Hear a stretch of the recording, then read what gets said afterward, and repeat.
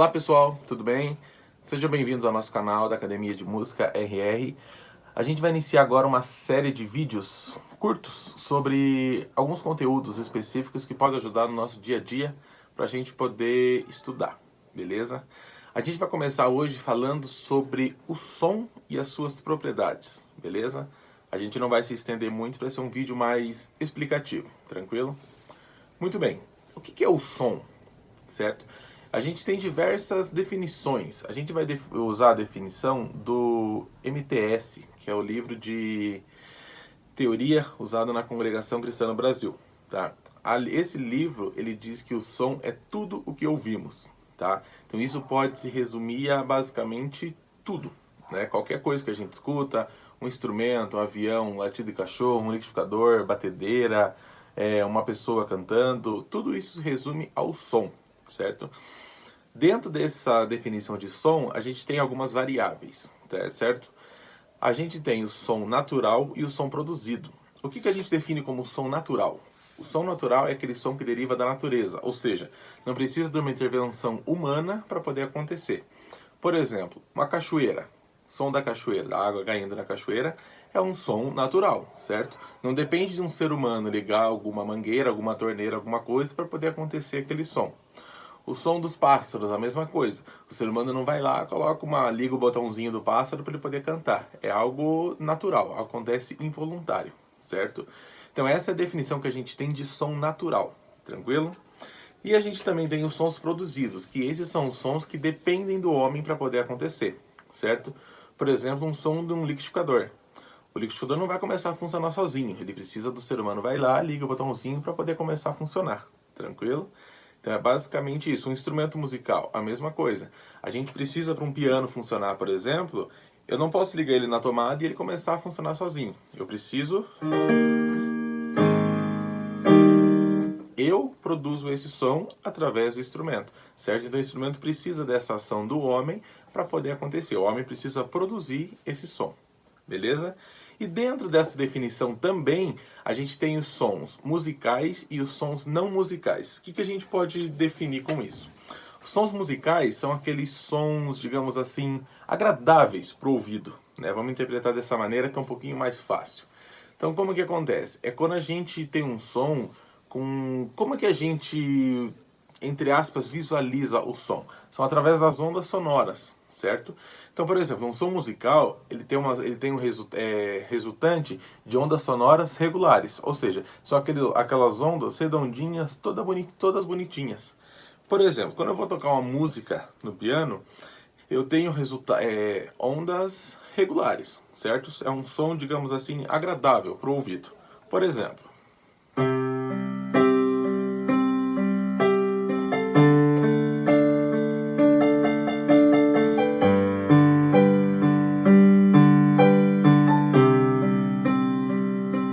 certo? Então isso é algo agradável de se ouvir, né? A gente pode ficar aí um certo período de tempo ouvindo isso. Então é o que a gente chama de sons musicais, tranquilo? Sons não musicais é aqueles sons resultantes de vibrações irregulares. É como se fosse um chiado, um barulho muito estridente, algo muito desagradável para o ouvido. Por exemplo, se eu ligar um instrumento e começar a apertar várias teclas aqui desordenadamente, vamos ver se isso é agradável ou desagradável para o ouvido.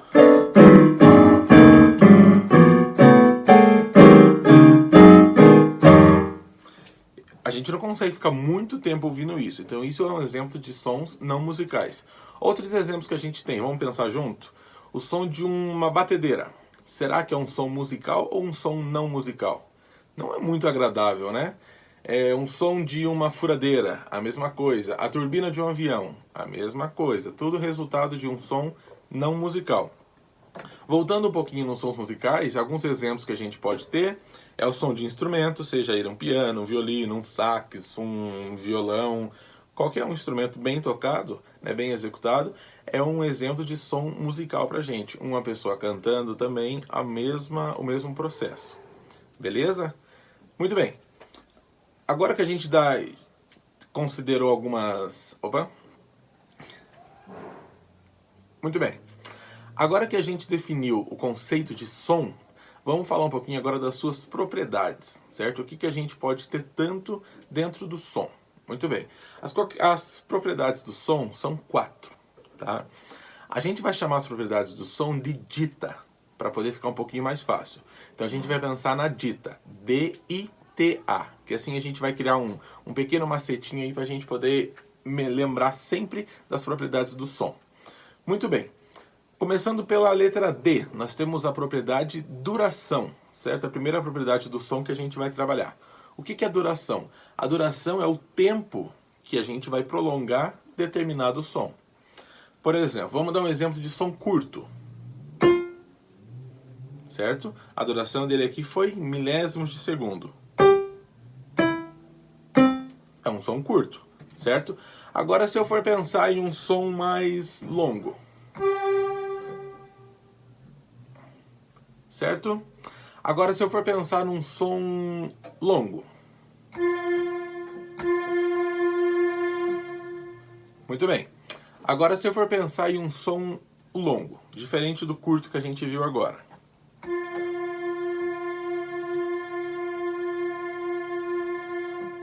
Certo? Ele já fica soando por um período um pouco maior, certo? Vamos ouvir mais uma vez. Um som curto. É um som extremamente curto. Agora um som longo.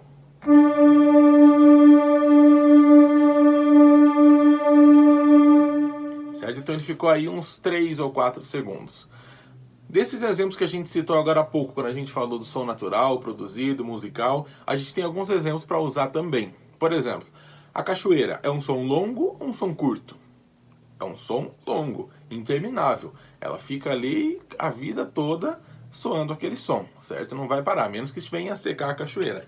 Mas é um exemplo de som longo que a gente tem, certo? Quando um passarinho pia, certo? Ele dá um assobio ou alguma coisa assim logo pela manhã. É um som curto, ele não fica ali o dia inteiro assobiando ou cantando, certo? Então é um exemplo que a gente tem de som curto. Tranquilo? Muito bem. A próxima propriedade que a gente tem, seguindo a nossa dita, é a intensidade.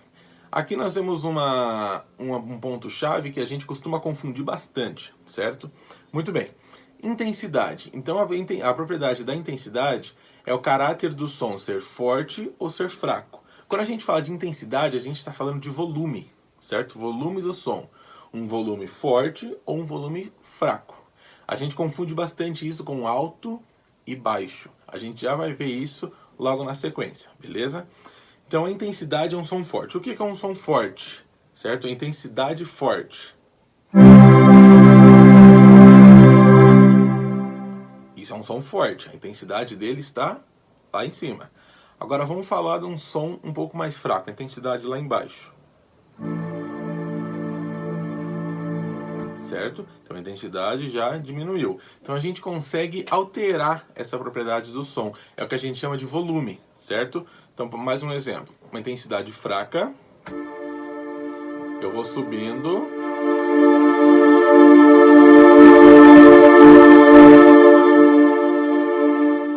Certo? Então essa é a nossa propriedade da intensidade. É um som forte ou um som fraco. Se tratando de um volume, é quando eu aumento o volume ou é quando eu abaixo um volume. Então quando eu quero falar, por exemplo, se eu estou ouvindo um barulho, se a pessoa está ouvindo um som, certo? Uma música num som. E eu quero falar que essa música, o volume da música está muito alto, o que a gente costuma falar? Abaixa esse som que ele está muito alto. Certo? Então, alto não é a definição correta, a gente já vai entender o porquê. Então, quando a definição, para a gente falar corretamente, então a gente vai falar assim, abaixa o volume desse som, ele está muito forte, certo? Quer dizer que o volume do som está alto demais. O volume está alto, não que o som esteja alto. O som pode estar forte, ou o som pode estar fraco, se tratando do volume. Beleza? Muito bem. Nossa próxima propriedade, seguindo a nossa dita, é o timbre, certo? O que é o timbre? O timbre é a característica de cada som, ou seja, é como se fosse a personalidade de cada som, a identificação de cada um. Por exemplo, quando um piano começa a ser tocado, como é que eu sei que aquele instrumento é um piano? É através do timbre, porque ele tem a característica daquele som de piano. Quando a gente está em casa e a gente escuta a nossa mãe chamar, certo? Como é que a gente tem certeza que é a nossa mãe? Por causa do timbre da voz dela. Então a gente reconhece a voz da nossa mãe através do... Então a gente reconhece a voz da nossa mãe através do timbre, certo? Assim como um violoncelo, um violão, um violino, uma flauta, um barulho de avião, uma trovoada, alguém batendo palma no portão, a gente sabe que é uma palma que está sendo batida, por quê? Por causa do timbre. A gente reconhece a característica daquele som. Tranquilo? Esse é o mais simplesinho para a gente poder entender. E a última propriedade, seguindo a nossa dita, agora a letra A, que é a altura, certo? A altura a gente tem o costume de confundir bastante com intensidade, mas vamos tentar simplificar para ficar um pouco mais fácil para nós, beleza? Altura é quando eu trato do som grave, médio ou agudo, certo? Por exemplo, eu tenho aqui um som grave, certo? Agora eu tenho um som médio.